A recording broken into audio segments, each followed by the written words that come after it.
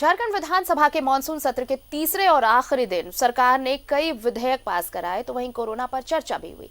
दंड प्रक्रिया संहिता झारखंड संशोधन विधेयक 2020 स्वीकृत कर ली गई है। झारखंड राज्य सेवा देने का गारंटी संशोधन विधेयक 2020 स्वीकृत।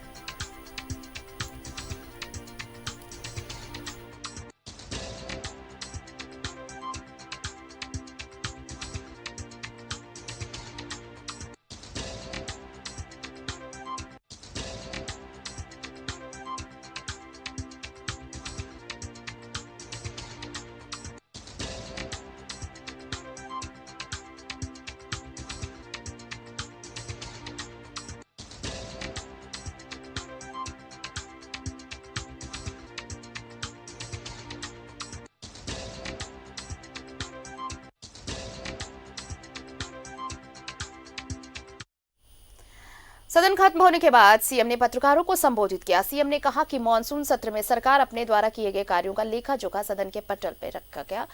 सरकार बेहतर काम कर रही है। वहीं उन्होंने विपक्ष पर निशाना साधा और विपक्ष को मुद्दा विहीन बताया। क्या और हाहाकार मचेगा। आज मूल विषय हम कोरोना से कैसे बाहर निकले, इस पर तो कोई चर्चा हो नहीं रही, लेकिन देश की संपत्ति को कैसे बेचा जाए, देश के किसानों को कैसे बेचा जाए। आज इस कृषि नीति से किसान नहीं तय कर पाएगा अपना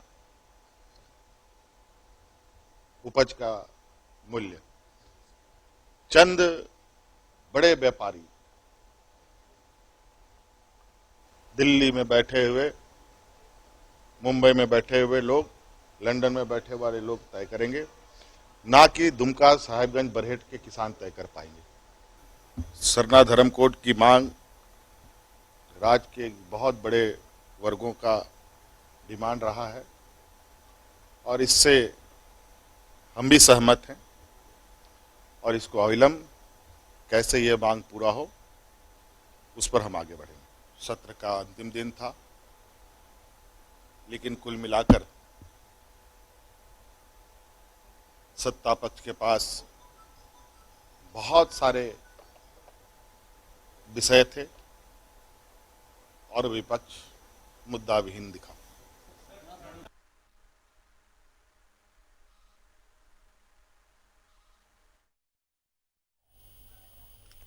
कोविड-19 पर स्वास्थ्य मंत्री बन्ना गुप्ता ने सरकार का पक्ष रखा। उन्होंने कहा कि केंद्र की दूरदर्शिता की वजह से ये बीमारी भारत में पहुंची। उन्होंने सीपी सिंह पर टिप्पणी करते हुए कहा कि जिस सरकारी अस्पताल में इलाज कराकर ठीक हुए, उसी को कोस रहे हैं। स्वास्थ्य मंत्री ने कहा कि झारखंड के लोगों को डरने की जरूरत नहीं है। झारखंड में पर्याप्त संख्या में वेंटिलेटर है और अब 7 जगहों पर RT-PCR से जांच भी हो रही है। उन्होंने कोरोना की वजह से जान गंवाने वाले लोगों को शहीदों का दर्जा दिया। हमारा झारखंड का जो रिकवरी रेट है, वो रिकवरी रेट देश के रिकवरी रेट से अच्छा है। जो आज कोरोना में मृत्यु दर है वो 1.60 है, 60 का है, और हमारा झारखंड में अभी 0.86 का मृत्यु दर है। और जहां तक ये लोग कह रहे हैं, अभी सीपी सिंह साहब बताइए कि उन्होंने कोई निजी अस्पताल में जाने का काम नहीं किया, रिम्स में जाने का काम किया, सरकारी सुविधाएं लेने का काम किया, और जब उस समय उनके जान पर आफत आ रही थी तो सरकारी सुविधा उनके लिए बहुत अच्छी थी, और जब वो आ गए लौटकर तो वो आकर जो है पानी पी पी कर कोस रहे हैं। अभी वेंटिलेटर में तब आदमी जाता है जो बहुत सीवियर केस होता है। अभी हमारे पास वेंटिलेटर भी बहुत ज्यादा है। अभी हमने जो भी हमारे संसाधन थे वो संसाधनों को बढ़ाने का काम किया। पूर्ववर्ती सरकार ने एक RT-PCR मशीन को छोड़कर एक भी मशीन नहीं थी, लेकिन हमारी हेमंत सोरेन की सरकार जब बनी तो हम लोगों ने आज इस राज्य में इतने जगह जांच किए हैं और इतनी RT-PCR मशीन लगाई है। इसलिए मैं अध्यक्ष महोदय आपसे कहना चाहता हूं, सदन को यह विश्वास दिलाना चाहता हूं कि सरकार पूरी गंभीरता से विचार करती है। झारखंड हाईकोर्ट से नियोजन नीति को असंवैधानिक करार दिए जाने का मुद्दा सत्र के अंतिम दिन छाया रहा। मामले को लेकर विपक्ष ने सरकार को घेरने की कोशिश की तो सत्ता पक्ष वाले इसे पुरानी सरकार के कारनामे बताने लगे। न्यायालय के जो क्वेरीज थे, जो विषय वो जानना चाहते थे, उनको अगर राज्य सरकार के की ओर से बेहतर रूप से प्रोटेस्ट किया जाता तो मुझे लगता है कि ये घटना ना घटती। कहीं ना कहीं कोताही हुई है राज्य के युवाओं के साथ। युवा के इतने वर्षों के बाद अरमान उनके पूरे हुए थे, एक शिक्षक के रूप में बहाल हुए थे। अब ये जो पहल राज्य सरकार को करनी चाहिए थी, जो अपनी बात को, चूंकि नीति निर्धारण जब बनता है तो अधिकारी रहते हैं, अधिकारी नीति निर्धारण बनाते हैं। अगर कोई भी नियम अगर है और नियम को अगर नियम अनुकूल अगर शर्तें नहीं रखी गई है तो ये उसी समय प्रोटेस्ट होना चाहिए था जब ये प्रस्ताव बनता है।